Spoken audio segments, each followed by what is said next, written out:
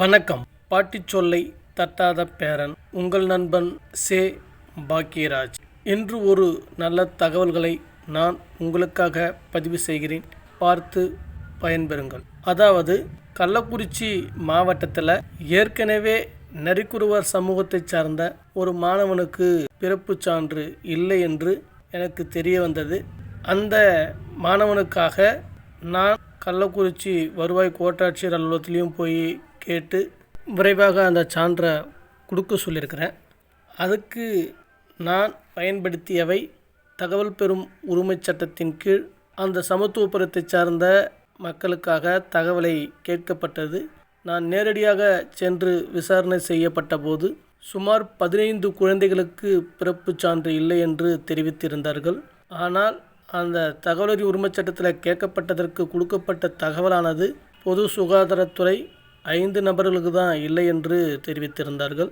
இப்போ இதேபோல் திருவள்ளுவர் மாவட்டத்தில் பிறப்புச் சான்று இல்லை என்றும் ஆதார் கார்டு இல்லை என்றும் கூறி ஒரு நரிக்குறவர் சமூகத்தை சார்ந்த மாணவனை அரசு பள்ளி துரத்தி அடித்ததாக தெரிவிக்கப்பட்டுள்ளது.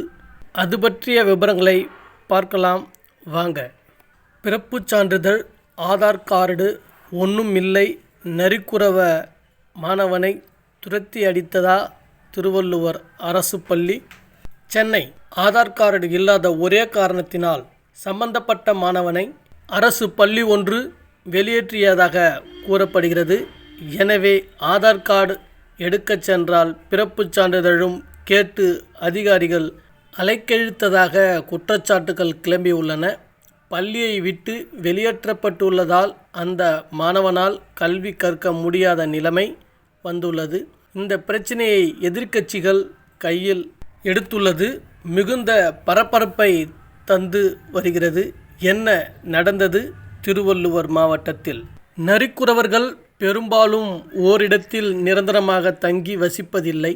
அடிக்கடி ஓரிடத்தில் இருந்து இன்னொரு இடத்திற்கு நகர்ந்து கொண்டே இருப்பார்கள். வேட்டையாடுதல், கைவினைப் பொருட்களை செய்து பொது இடங்களில் விற்பனை செய்தல் போன்றவற்றில் ஏற்பட்டு ஜீவனத்தை நடத்தி வருவார்கள்.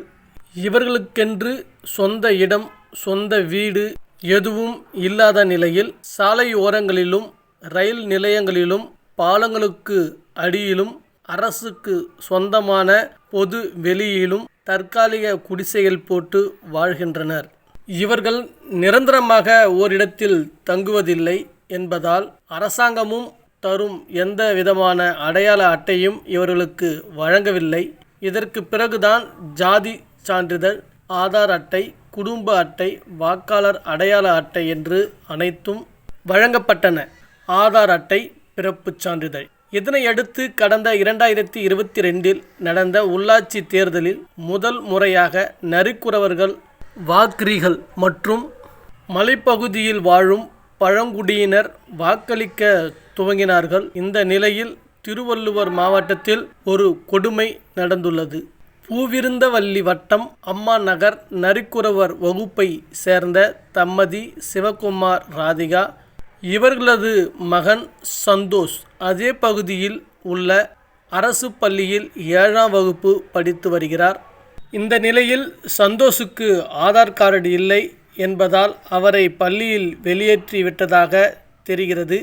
இதனால் சந்தோஷ் தன்னுடைய அப்பாவுடன் கோயம்பேட்டில் உள்ள ஆதார் அலுவலகத்தில் விண்ணப்பிக்க சென்றுள்ளார். திருவள்ளுவர் அரசு பள்ளி. அப்போது பிறப்புச் சான்றிதழ் இல்லாமல் ஆதார் அட்டைக்கு விண்ணப்பிக்க முடியாது என்று அதிகாரிகள் சொல்லிவிட்டார்கள். இதனால் பிறப்புச் சான்றிதழ் கோரி சந்தோஷ் குடும்பத்தினர் அலைந்து திரிந்துள்ளனர். பூவிருந்தவல்லி வட்டாட்சியர் அலுவலகம், கலெக்டர் ஆபீஸ் என அனைத்து இடங்களுக்கும் சென்று முயற்சித்தும் கூட சந்தோஷிற்கு பிறப்புச் சான்றிதழும் கிடைக்கவில்லை, ஆதார் அட்டையும் கிடைக்கவில்லை. இதனால் மனமுடைந்து போன சந்தோஷ் குடும்பத்தினர் திருவள்ளுவர் மாவட்ட கலெக்டரை சந்தித்து மனு கொடுக்க விரும்பினார். இதற்காக மாவட்ட ஆட்சியர் அலுவலகத்தில் மக்கள் குறைதீர்க்கும் நாள் கூட்டத்தில் கலந்து கொண்டு மனுவும் தந்தனர். ஆனால் பல நாட்களாகவே 2 சான்றிதழ்களுக்காக அலைந்து திரிந்து மனம் நொந்து போய் இருக்கிறார்களாம் சந்தோஷ் குடும்பத்தினர். ஸ்கூல் போக முடியல. மாணவன் சந்தோஷ் செய்தியாளர்களிடம் இதை பற்றி சொல்லும்போது, பிறப்புச் சான்றிதழ் எனக்கு இல்லை என்பதால் ஆதார் கார்டு வாங்க முடியவில்லை. இதனால் பள்ளிக்கும் என்னால் போக முடியவில்லை. யாராவது எனக்கு உதவி செய்யுங்கள் என்று கண்ணீர் மல்க கூறினார். பிறப்பு சான்றிதழ், ஆதார் கார்டு இல்லாமல் மாணவனால் கல்வி கற்க முடியாத சூழல் உருவாகியிருப்பது பலருக்கும் அதிர்ச்சியை தந்து வருகிறது.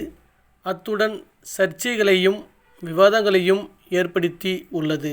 இப்படி ஒரு நிலைமையை ஏற்படுத்திய தமிழக அரசுக்கு எதிர்க்கட்சிகள் கண்டனத்தையும் பதிவு செய்து வருகின்றன. அந்த வகையில் பாஜக முன்னாள் மாநில தலைவர் அண்ணாமலையும் கண்டனம் தெரிவித்துள்ளார்.